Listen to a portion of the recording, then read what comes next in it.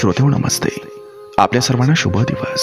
श्रोते हो, जगणं म्हणजे फक्त दिवस उजाडणं आणि मावळणं नसते, तर जगणं म्हणजे प्रत्येक श्वासागणिक आपल्याला मिळालेली नवी संधी असते. खिडकी बाहेर पडणारं कोवळं ऊन, सकाळच्या वाऱ्याची थंड कुसबुस, आईच्या हातचा गरम चहा, मित्राच्या आवाजातील आपुलकी, वाट चुकलेल्या माणसाला दिलेली दिशा, बोध, हेच तर जगणं चवदार करत असते. आपल्याकडे काय नाही याची हुरहुर करत बसलो ना, तर जीवन हे बोचऱ्या चोईसारखं वाटत असतं. पण जे आहे त्याची कदर जर केली, तर हेच जीवन देवानं लिहिलेले सर्वात सुंदर गाणं ठरत असते. डोळं मिटून क्षणभर कान देऊन ऐकलं, तर प्रत्येक दिवसात आनंदाचा ठाव असतोय. श्रोते हो, यामध्ये संघर्ष सुद्धा असतात, चढ उतारी असतात, पण उभा ठाकलेला डोंगर आपली ताकद दाखवायला देत असलेली हीच तर संधी असते. जगणं म्हणजे रुळावर धावणारी गाडी, कधी थांबे, कधी वेग घेत, कधी वळण घेतात, तर कधी दृश्य नव्यानं दिसतात. मग श्रोते हो, या प्रवासात रोसून बसायचं कसं, तर या जीवनावर शतदा प्रेम करायचं असतं. हसण्यामध्ये अर्थ शोधायचा नसतो, तर हसणं हेच अर्थ बनू द्यायचं असतं. ओझं होणाऱ्या आठवणी बाजूला करून एक क्षण स्वतःसाठी उघडावं लागतं, आणि तिथंच आपण पुन्हा जगायला सुरुवात करत असतोय. कारण श्रोते हो, लाईफ म्हणजे गिफ्ट आहे, देवाची मौल्यवान भेट आहे. जोवर हा श्वास आपल्या छातीतील मंदिरात थपापतोय, तोवर हे जगणं आपण साजरं केलंच पाहिजे. कधी कधी स्वतःसाठी थांबून, कधी कधी कुणासाठी धावत, पण नेहमीच प्रेमानं, समाधानानं आणि कृतज्ञतेनं. बघा, पटतंय का? पटलं तर नक्की विचार करा. चला करूया सुरुवात सुंदर विचारांना, सुंदर सुविचारांना. जिंकल्यावर गोळा होणारी माणसं ही आपली नसतात, तर जिंकण्याआधी खडतर प्रवासात आपल्या सोबत होती तीच खरी आपली माणसं असतात.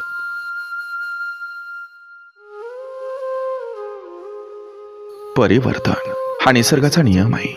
बदलणं गरजेचं असतं, वेळेनुसार, माणसानुसार आणि परिस्थितीनुसार. जर नाही आपण स्वतःला बदलवलं, तर आपलीच किंमत आपोआप कमी होत जाते.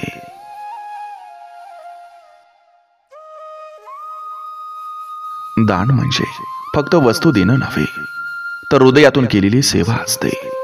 जिथं स्वार्थ संपतो, तिथून खरं दान सुरू होतं. जो देतो त्याचा हात नेहमी वर असतो, कारण दान करणारा कधीही लहान नसतो.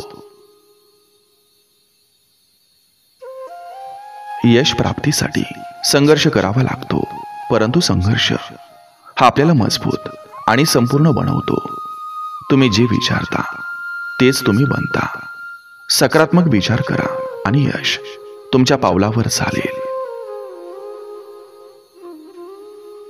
संघर्षामध्ये फक्त एवढंच लक्षात ठेवा, जर तुम्ही जिंकलात तर तुम्ही इतरांसमोर आदर्श निर्माण कराल, आणि जर तुम्ही हारलात तर इतरांना मार्गदर्शन कराल.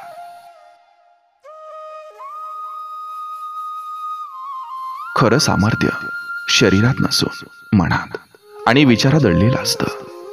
स्वतःवर विश्वास ठेवणारा माणूस सर्वात सामर्थ्यवान असतो. इतरांना हरवणं नव्हे, तर स्वतःच्या कमजोरीवर विजय मिळवणं हेच खरं सामर्थ्य असतं. सामर्थ्य म्हणजे परिस्थिती बदलणं नाही, तर परिस्थितीला सामोरं जाण्याची ताकद. कोणतंही यश सहजासहजी मिळत नाही. आयुष्यातल्या अनेक आनंदाकडं पाठ फिरवून वर्षानुवर्ष साधना करावी लागते.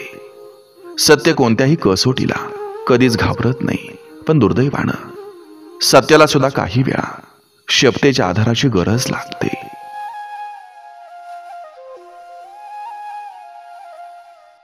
आयुष्यात जर कोणी तुमचा हेवा करत असेल, तर त्याला तसं करू द्या. लक्षात ठेवा, नेहमी जळणारी गोष्ट एके दिवशी राख होऊन जाते. मग तो अहंकार असो, वस्तू असो किंवा माणूस.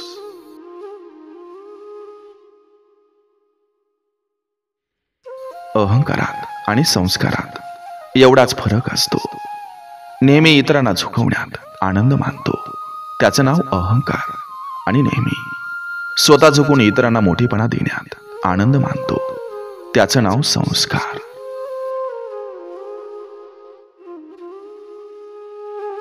दीनदुबळ्यांना, गरिबांना कधीही त्रास देऊ नका, कारण तो कोर्टात किंवा कचेरीत जाऊन न्याय मागत नाही, तर तो देवाच्या न्यायालयात जाऊन न्याय मागतो.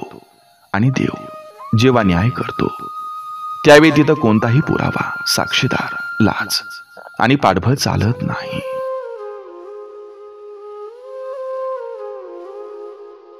सोडलेल्या 2 हातापेक्षा जोडलेल्या 2 हातांमध्ये खूप सामर्थ्य असतं. परिस्थिती हाताबाहेर जात असेल तर हात जोडून बघा, मनस्थिती बदलेल आणि परिस्थितीही. कोणाच्याही दुःखाचा अनादर करू नका. प्रत्येक जण आपापल्या संकटाशी झगडत असतो. काहींना आपल्या वेदना लपवता येतात तर काहींना नाही. आयुष्यातले काही क्षण हे एकांतात घालवत जा. सगळ्या प्रश्नांची उत्तरं तिथंच मिळतील, कारण तिथंच आपला संवाद फक्त आणि फक्त स्वतःशी होतो. स्वतःचा बचाव करण्याचं सर्वात प्रभावी साधन म्हणजे समोरच्यावर टीका करणं.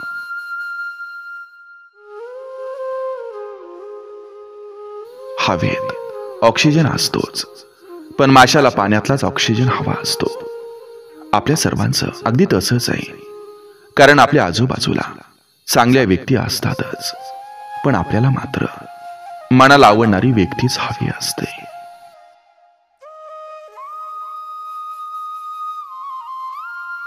पुस्तकानं माणसाचं मस्तक हे सशक्त होतं. सशक्त झालेलं मस्तक कोणाचं हस्तक होत नसतं, आणि हस्तक न झालेलं मस्तक कुठंही नतमस्तक होत नसतं. कोणाचीही ताकद, तो किती मोठा आहे यावर कधीच अवलंबून नसते. जो डोळ्यांनी दिसत नाही अशा एका सूक्ष्म जीवानं अख्ख्या जगाला वेठीस धरलं होतं. प्रत्येक गोष्ट मनासारखी होत नसते, म्हणून सुखापेक्षा समाधान शोधा. आयुष्य खूप आनंदात जाईल. माणसाची नीतिमत्ता ही साफ पाहिजे. भले काही मिळवता आलं नाही तरी चालेल, पण कुणाचं हिसकावलं नाही याचा आनंद कायम सोबत राहील. माणूस इतर गोष्टीत कितीही कच्चा असला तरी चालेल, पण तो माणुसकीमध्ये पक्का असला पाहिजे. पद महत्वाचं नसतं, तर आपल्या विचारांची गुणवत्ता ही महत्वाची असते.